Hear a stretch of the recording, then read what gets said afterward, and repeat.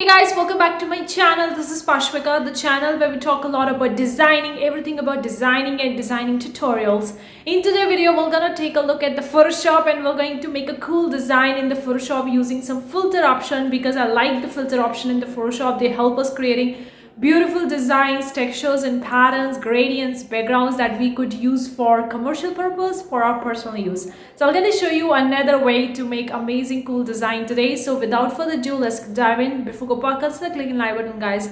I do really appreciate that. If you really want more such video, consider subscribing. And also guys, for a person looking forward to make money online, then I have other channel where I talk a lot about making money online as a creative person, as an artist. The link is in description box below. You can very well grab the Global Creative Club membership that will going to deliver you the Photoshop tools every single month, like the Photoshop brushes, the custom shapes, the gradients, textures, patterns. You're gonna get every single month the cool new Photoshop stuffs, tools that you could very well import in your own Photoshop, and you can use them to create your own design for commercial use as well. Okay, full commercial license is available. The link is in description box below. You can subscribe to that membership. Our website www.globalcreative.com for cool freebies, cool stuff. The link is in description box below. Also guys, one thing I want to tell you, this is just one of the way to make this particular design. There are so many ways. Okay, you could very well approach your own way. So let's dive in. Okay guys, currently we are in the Photoshop. You can clearly see that. So I'm gonna take a new white canvas and we're gonna proceed with making a design. You can choose whatever file size you wanna choose,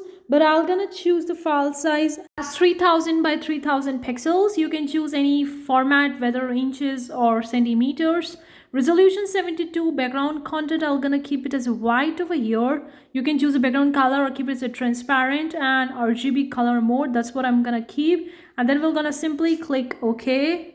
And we are here with a new white canvas. Now I'm gonna be using some of the gradient tools. You could very well use your own tools, or you could import graphics, use the brushes, pen tool or custom shape tools. It entirely depends on you. I'm gonna use some of the gradients from the gradient tool in the Photoshop which I created. If you are interested in getting the cool Photoshop gradients or brushes or shapes, then you can very well check the Global Creative Club membership. The link is in description box below, where every single month you're gonna get the cool gradients, brushes and tools that you could use for creating the design. So you could very well load the gradients from here once you have some gradients that you want to load into or import into the Photoshop, and then you can start using the gradients. So I'll just gonna be importing some gradients over here, and then we're gonna be using. So I've actually selected the gradient. Okay, now I'm gonna be selecting the mode. Here you can select the whatever mode you want for your gradient.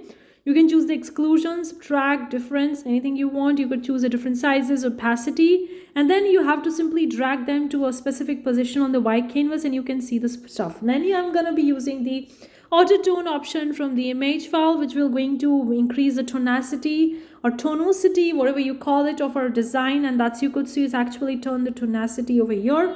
Now I'm going to be using the tool again and going to drag them until I'm kind of like satisfied with the design. Now I'm going to be using filter option in the Photoshop for creating a design. So I'm going to be using this noise, and then I'm going to be using dust and scratches filter over here. You could adjust the values over here, the radius and all that stuff. You could adjust it, and then you could see how it's actually gonna look on your particular design. So you could see kind of like it's created a little bit of the dust. It's not that clear, but I could still change the parameters over here. But I'm gonna use a different font over here, that is, sorry, different filter over here, that is the mosaic ones.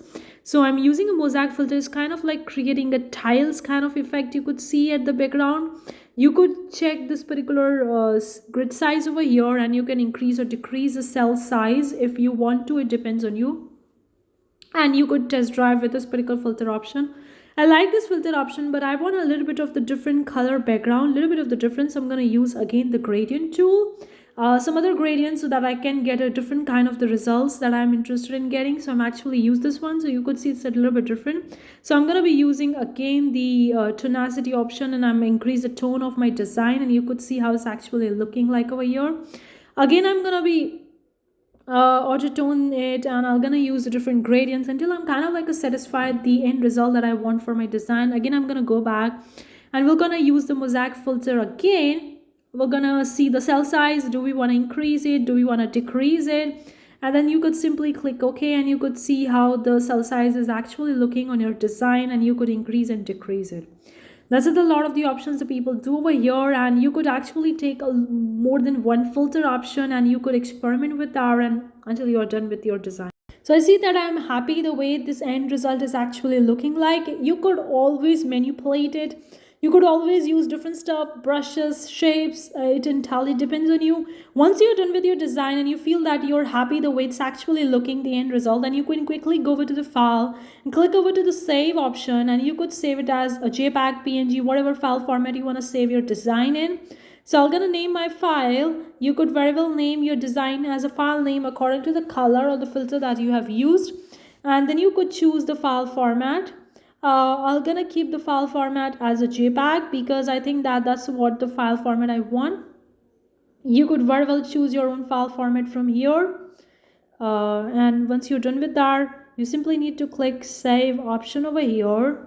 And boom, our file is actually being saved at the specific design tab that we have selected. Now this is the end result of this beautiful design that we have made using the mosaic filter option in the Photoshop. I have actually used the gradients. You could use the brushes, and you could create this particular filter pattern using the gradient option as well. And if you want to actually save this particular as a gradient, this particular design, you could very well do that. You could go over to the option, the toggle button over here. You could save this gradient, and then you can use this gradient for your future designs, and you could do a lot of the stuffs over here. So I'm gonna click over to the save gradient option over here, and then I'm gonna name this gradient. If you want to name it, it depends on you, whatever you want to name it, or you can simply keep it as a gradient 1 or 2. And the file format would be .grd. That is the ideal file format for the Photoshop gradients. That's the file format it would be in.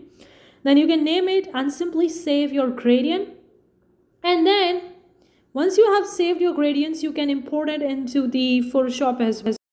You could very well import from the toggle button, and here you're gonna see the load gradient option, which you can use to actually import that particular gradient which you have saved into the Photoshop itself. And here you're gonna see all the gradients that you have actually created in the Photoshop, and then you can select the individual gradient, and then you can very well import that particular gradient and load that gradient. So this was the gradient that we have made, and I'm actually selected that, and here you're gonna see your gradient at the back. So you could see at the back we have our gradient. So this is the way in which you can create a beautiful design using a filter option. And you could also save that particular as a gradient. You could save it as a pattern as well. I've shown you in other videos how to save it as a pattern. You could very well check them. I'm gonna leave some of the videos in the card section above if you're interested in checking out how to save it as a pattern. But this is the way to make a beautiful design and saving it as a gradient in the Photoshop. That's it for this video. Hopefully you find this tutorial useful. Let me know what you think in the comment section below. Any video requests are really welcome. Thank you so much for joining. I'll get to see you in the next one. Till then, take care. Bye guys.